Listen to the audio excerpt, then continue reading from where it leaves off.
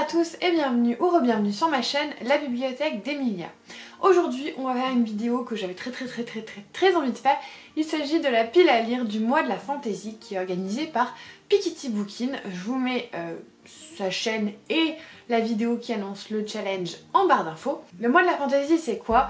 C'est un challenge qui se passe sur tout le mois de mai et qui consiste à lire que tout ce qui est fantaisie, fantastique, tout ce qui gravite autour de ce grand genre littéraire. Et Piketty nous a donné des consignes pour mettre des livres qui correspondent à ces consignes. Elle a notamment axé cette année du challenge sur les 4 éléments, chose qui m'a énormément hypée, et je vais essayer de vlogger chaque semaine sur justement un élément avec les consignes qui vont avec. Je dis semaine, mais la première semaine durera 10 jours. Mais après ce sera une semaine, jusqu'à la fin du challenge. On va voir si j'arrive à respecter ça, si c'est pas trop galère pour moi, parce que c'est vrai que ça veut dire que je vais vlogger vraiment tout le mois de mai. Mais on aime bien le challenge, voilà, on a envie de se challenger. Je pense que j'essaierai aussi de regarder des films ou ce genre de choses qui sont aussi en lien du coup avec ce challenge. Donc voilà, je vais faire mon micmac. En attendant, aujourd'hui on est là pour présenter les livres que je vais lire pour ce challenge. Et c'est une grande première pour moi, vu que je savais que le mois de mai était pour moi très chargé. Je pouvais pas lire 12 livres. Donc je vais lire 4 BD dans ce challenge. C'est une grosse première parce que je suis pas du tout graphique, si jamais vous suivez ma chaîne depuis un petit moment. J'ai du mal à trouver des graphiques qui me plaisent, mais là je crois qu'on est sur la bonne voie, que j'ai trouvé des petites choses qui pourront me plaire. Sans plus attendre, après tout ce blabla, on va passer au menu. Et donc le premier menu, c'est tout simplement l'eau. Je vais déjà commencer par tricher un petit peu avec la première sous-catégorie, puisque c'est voguer sur les flots. Et normalement on parle de piraterie, de voyage, d'eau normalement, et moi j'ai choisi The Girl Who Fell Beneath the Sea de Axie Ho. C'est mon édition Fairyloot qui est toujours aussi belle, hein. Je vous en ai déjà montré un petit peu la teneur dans mon book haul. Pourquoi je triche un peu? Tout simplement parce que c'est la lecture du mois de mai du club Readtelling, donc qui est organisé par Fleur de Sureau et les affaires de Louise sur Instagram. Donc on a un Discord et tous les mois on lit un livre Fairyloot, All Crate, Illumicrate, en fait ça dépend quelle box vous avez. Plus il y a aussi une lecture commune pour les débutants et également d'autres lectures communes, mais pour ça je vous renvoie vers ces personnes sur Instagram. Et celui de ce mois-ci c'était donc celui-ci. Et là, voilà, j'étais obligée de le mettre parce que ça parle d'eau, ça parle d'océan, de mer, de voyage sous l'eau, et du coup j'étais obligée. Alors ça rentre... Pour moi c'est un voyage sous l'eau, c'est pas exactement comme ça que c'était prévu, mais je pouvais pas le mettre dans une autre catégorie de l'eau, donc bon, tant pis hein. Et donc de quoi ça parle? Tout simplement c'est une réécriture d'un conte coréen. Et en fait tous les ans une jeune fille doit être sacrifiée à l'océan, car en fait l'océan recherche sa vraie mariée. En traduction ça fait un peu bizarre, mais recherche en gros la personne qui lui est destinée. Donc tous les ans il y a des jeunes filles qui sont sacrifiées à l'océan, qui en meurent hein. Et cette année la personne qu'on pense être donc la vraie mariée de l'océan, il s'agit de la fiancée du frère de notre héroïne. Et elle ne supporte pas que son frère puisse comme ça être malheureux de perdre sa fiancée. Donc au dernier moment elle saute à la place de la fiancée de son frère et elle tombe dans l'océan. Et là elle découvre une cité souterraine magique avec des bêtes majestueuses. Et du coup on va suivre son aventure. Il est tout petit, enfin il est tout petit. Il est plus petit que d'habitude, donc je pense que ce sera pas trop long à lire. Et du coup ce sera mon choix pour voguer sur les flots.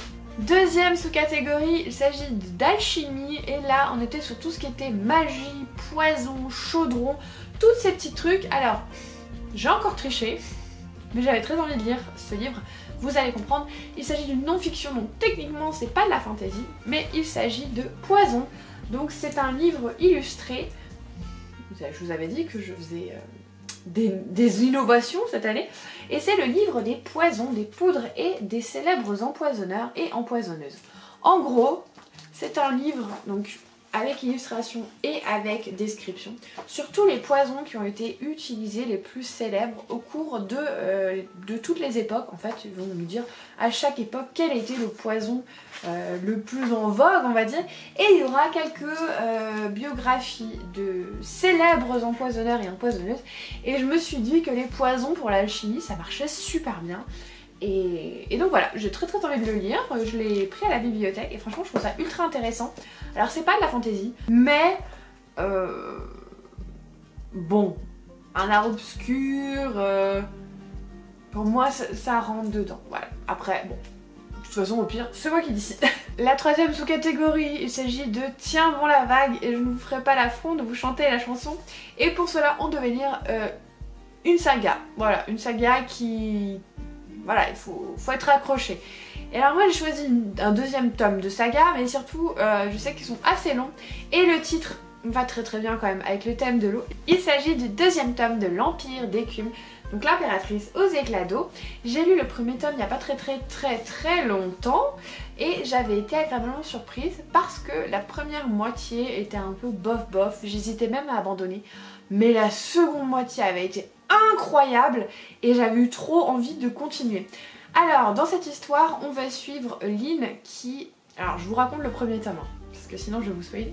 Qui est la fille de l'impératrice et en fait dans sa famille ils utilisent une magie un peu spéciale qui est faite à base d'eau, en fait des petits os derrière les oreilles qu'on prélève à toutes les personnes quand elles ont je sais plus quel âge mais elles sont assez jeunes ces deux enfants.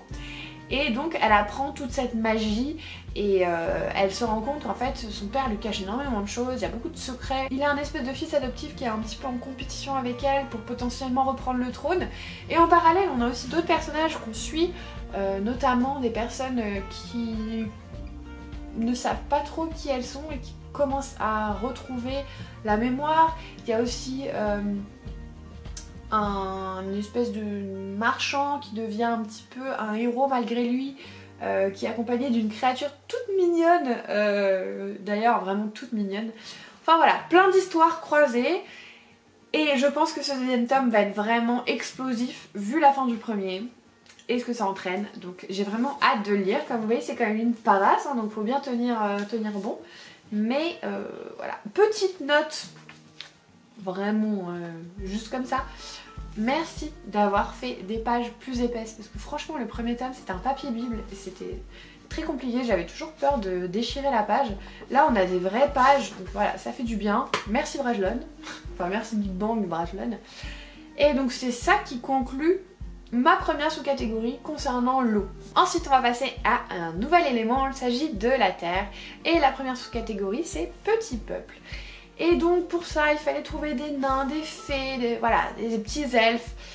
Et alors moi ils sont pas petits, mais j'ai choisi des fées puisque je vais lire Cœur de pierre de Serena Valentino. C'est une nouvelle addition à l'histoire des vilains. Et alors je sais qu'il y a Cruella normalement entre les deux, mais il n'y a aucun personnage qu'on connaît, il est vraiment indépendant. Là on retrouve des personnages du début de la série parce que il s'est passé vraiment beaucoup de choses. Et je sais qu'il y a des fées, il y a beaucoup de fées. Des fées marraines, il y a la fée bleue, enfin il y a toujours plein de fées dans ces histoires. Donc je me dis bon, elles sont pas petites mais ça marche. Du coup qu'est-ce que c'est cette saga? C'est la saga des vilains publiée chez Hachette. Et on suit toutes les histoires en fait qui expliquent pourquoi les vilains sont comme ils sont et ce qui leur est arrivé pour qu'ils arrivent à l'endroit où on les connaît dans les dessins animés à peu près. Au début oui, après ils ont vraiment pris des libertés je trouve, ils ont fait vraiment un peu un micmac, presque ils ont fait une histoire en plus avec des méchantes sœurs qui sont des sorcières qui n'existent pas du tout dans les Disney. Mais bon, ça suit quand même un petit peu. Et il me manque plus que celui-là et Cruella pour avoir fini la saga. Je sais pas s'il y en aura d'autres, mais en tout cas je serai à jour. Donc en plus il est assez petit et j'ai quand même des bricasses qui arrivent, donc on va pas se plaindre. Ensuite on avait Découvrons le monde en sous-catégorie et là il s'agissait d'école. Et donc c'était le moment pour lire Éducation meurtrière de Naomi Novik, publié chez Pygmalion. En plus il est tout petit donc voilà. Et je vous avais dit que j'avais très hâte de découvrir ce livre, au final je ne l'ai même pas encore touché. Mais ça faisait partie de mes sorties les plus attendues de ce début d'année. Pour une bonne raison d'ailleurs, parce que j'adore le thème des écoles de magie et là on est en plein dedans. En plus c'est une école qui est meurtrière, c'est-à-dire qu'elle est très dangereuse. Il n'y a même pas de prof tellement c'est dangereux parce que du coup les profs ne veulent pas enseigner sur place. Du coup le but de cette école c'est tout simplement de passer ses examens sans mourir. Et on va suivre une jeune fille qui est très puissante et le problème c'est que sa magie est tellement forte qu'elle pourrait tuer ses camarades. Donc il faut qu'elle fasse à la fois attention à ne pas mourir et aussi à ne pas tuer ses petits copains hein, de classe. Ce serait un petit peu mieux. En tout cas j'ai très envie de le lire, je sais qu'il est assez mitigé dans ses retours. C'est soit les gens adorent soit ils aiment pas du tout. Donc bah je me dis c'est 300 pages, je me ferai vite mon avis moi-même là-dessus. Et enfin la dernière sous-catégorie c'est les doigts dans la boue et là il s'agissait de lecture graphique.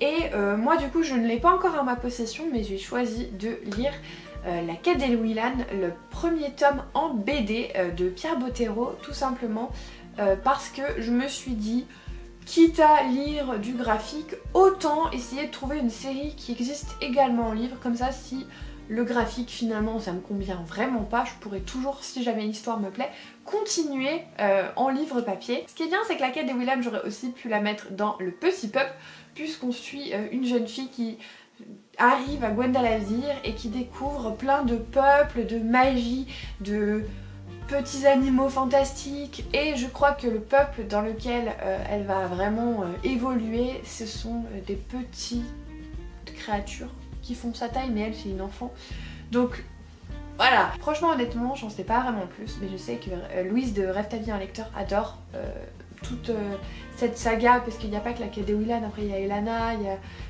d'autres séries je crois qui sont en lien. Mais en tout cas du coup je lirai le premier tome, je ne l'ai pas encore mais je l'ai réservé à la bibliothèque donc je devrais l'avoir début mai. Donc parfait. Et donc c'est ce que je lirai pour les doigts dans la boue. Ensuite on va passer à la catégorie feu. Et la première sous-catégorie c'est se brûler les ailes. Et donc là on devait avoir une lecture qui était un vrai défi pour nous. Et alors moi ça va en étonner plus d'un parce que j'ai pas choisi une bricasse mais j'ai choisi quelque chose qui pour moi est vraiment un défi. Je vous en ai déjà parlé sur cette chaîne, il s'agit du comics de Wonder Woman parce que ça me fait peur. Ça me fait peur parce que j'ai peur des graphiques, j'ai peur que le côté super-héros en BD ça me plaise pas. C'est quelque chose que j'ai longtemps repoussé, je l'avais acheté à l'époque parce qu'il faisait 5 €.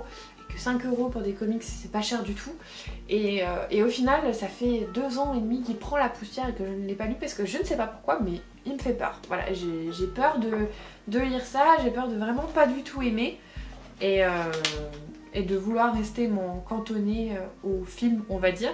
Mais du coup ce sera ça que je lirai pour un défi. Alors pour certaines personnes c'est pas du tout un défi et c'est pas un défi au niveau de page, c'est juste que j'ai pas du tout l'habitude de lire ce genre de format donc je lirai Wonder Woman, c'est publié chez Urban Comics. La deuxième sous-catégorie c'était c'est chaud patate et là il s'agissait de lire une pavasse, une bricasse et pour ça j'ai choisi The Bone Season, le tome 4, le masqueton de Samantha Shannon qui est publié aux éditions de Saxus et qui est sorti il n'y a pas du tout longtemps et surtout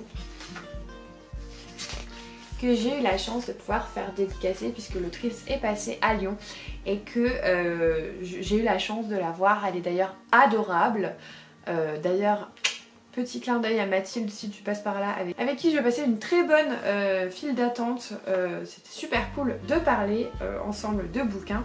Et en plus il se trouve que c'était ma lecture commune du mois avec une de mes copines, vous savez, je vous le dis tous les mois, on lit un de Saxus parce que on en a plein dans nos étagères et il faut les liquider. Et donc ce mois-ci c'est donc celui-ci, le masqueton. Ça tombe bien parce qu'on avait lu le 3 le mois dernier et on avait tellement adoré notre lecture qu'on avait trop hâte. À la base on ne devait pas le lire tout de suite mais on a décidé de le décaler et de le lire ce mois-ci parce qu'on avait vraiment envie de savoir ce qui allait arriver à Paige et les personnes qui l'accompagnent, pour ne pas spoiler, dans ce nouveau tome où ils vont à Paris. Voilà, je vous spoil pas, hein, mais je vous dis ce tome-là se passe à Paris, donc en France. Autant vous dire que j'ai vraiment hâte de lire ce roman. J'ai beaucoup parlé avec Samantha Shannon qui d'ailleurs m'a confié que elle avait énormément passé de temps en France pour essayer de recréer donc cette ambiance et qu'il y avait un personnage en plus qui venait de Lyon donc chauvine comme je suis, autant vous dire que j'ai hâte de lire la suite. Est-ce que je vous raconte encore le résumé de The Bone Season alors que j'ai l'impression de le faire à chaque vidéo? Oui. Un jour peut-être que je vais vraiment le perfectionner, on sait jamais. Donc The Bone Season, c'est l'histoire de Paige qui est une clairvoyante, et la clairvoyance c'est très mal vu. La clairvoyance c'est le fait de pouvoir manipuler l'éther qui est une espèce d'entre-deux entre la vie et la mort, qui regroupe à la fois tout ce qui est carte de tarot, lire dans les pensées, appeler les esprits, pouvoir posséder quelqu'un, toutes ces choses là voilà, qui sont vraiment intangibles. C'est la clairvoyance et c'est énormément réprimandé. Du coup les systèmes en place essayent de les pourchasser pour pouvoir les envoyer sur des espèces de centres pénitentiaires dans des mondes parallèles qui sont gérés par des Rephaim qui sont une race supérieure, mi-elfe, mi-on sait pas trop quoi. Et donc Paige va se retrouver embrigadée là-dedans. On va suivre donc ses aventures au fil des tomes et là on a très hâte de lire la suite. Et enfin la dernière sous-catégorie c'est orangé et du coup on devait lire quelque chose avec soit du feu, soit du orange sur la couverture. Et ben moi j'ai trouvé les deux. Il s'agit d'Éclat d'étoiles de Neal Shusterman. Donc c'est le premier tome d'une nouvelle trilogie qui en fait a été écrit il y a très longtemps mais qui n'avait jamais été traduite en France. Et je vous avoue que j'ai pas une énorme connaissance du résumé de cette histoire. Je sais juste qu'il y a 6 enfants qu'on va suivre qui ont tous un pouvoir un peu spécifique et il y aurait une espèce de supernova dans le ciel qui risque donc de détruire le monde et que eux seuls pourraient sauver le monde. J'en sais pas énormément plus très honnêtement. Je sais juste qu'il n'y a pas eu des très bons retours là-dessus. Après c'est vrai que c'est son premier roman. Moi je me dis que je vais quand même le tenter et je l'ai acheté, quitte à ce que je le revende si jamais vraiment ça ne me plaît pas. En tout cas c'est publié chez la collection R et je crois que le deuxième tome est déjà sorti chez la collection R, donc il devrait rester qu'un tome, je crois que c'est une trilogie. Bon voilà, du coup ce sera mon choix, c'est Éclat d'étoiles et en plus on va dire que niveau feu et orange, franchement on est dedans, on est à plein régime dans le thème.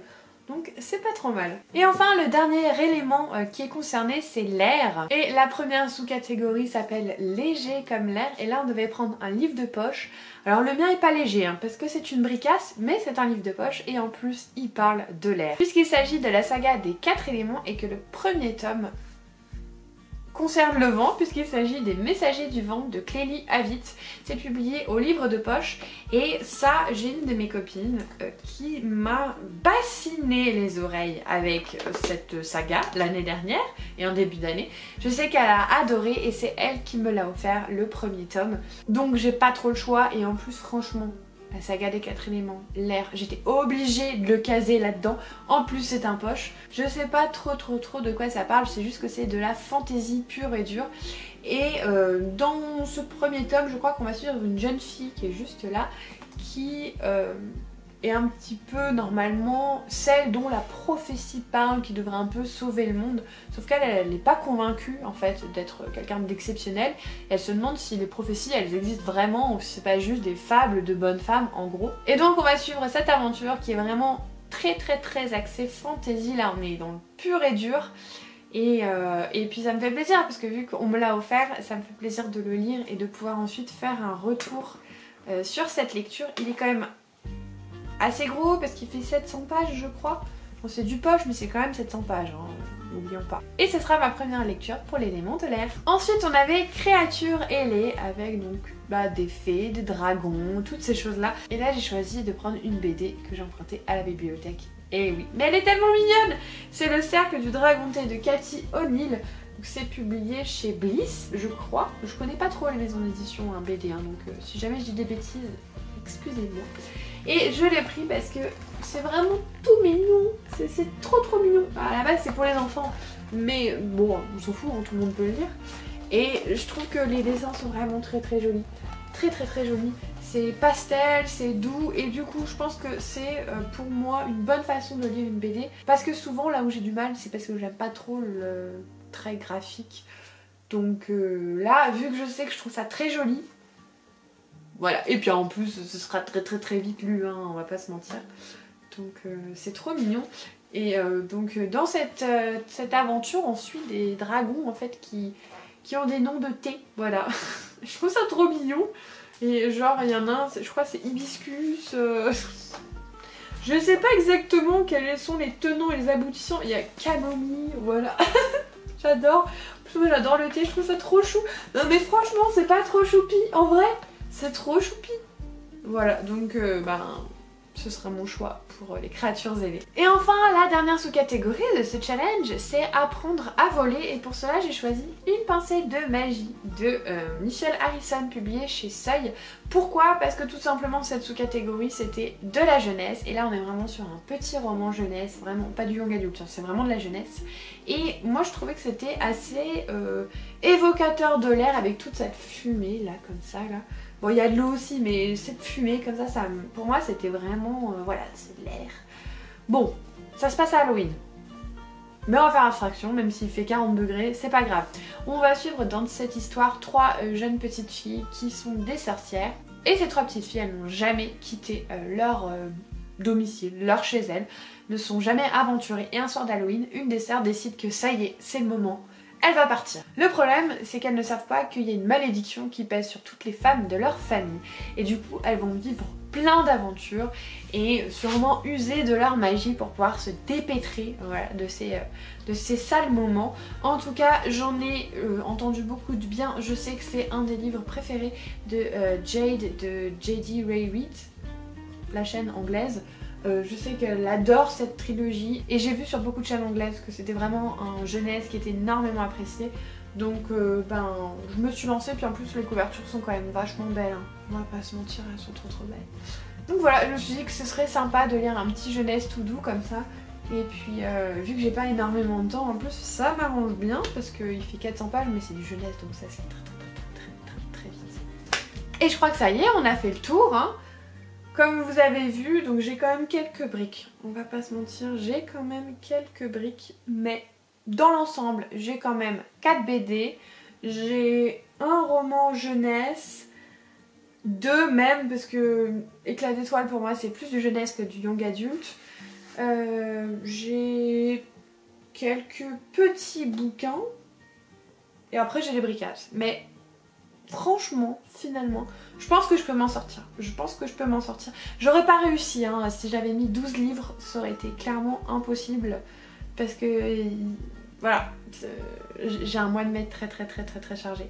Mais là, je pense que ça devrait le faire. De toute façon, si tout se passe bien, vous allez voir, semaine après semaine, comment ça se passe pour moi. Je vais essayer de vous faire du contenu vraiment axé sur les éléments. Je réfléchis, j'ai plein d'idées déjà. À voir comment ça se concrétise, mais j'ai plein d'idées. En attendant, n'hésitez pas à me dire ce que vous avez mis dans vos piles à lire parce que le mois de la fantaisie, c'est vraiment un de mes challenges préférés. Donc je suis ultra curieuse de savoir ce que vous avez mis dans les catégories. N'hésitez pas aussi à me dire s'il y a des livres que je vous ai présentés qui vous donnent envie de lire. Et puis voilà, j'espère que vous allez passer un bon mois de la fantaisie comme moi, que vous allez vous régaler, vous allez voyager dans des univers imaginaires. En attendant, je vous souhaite d'excellentes lectures et comme d'habitude, je vous fais des bisous.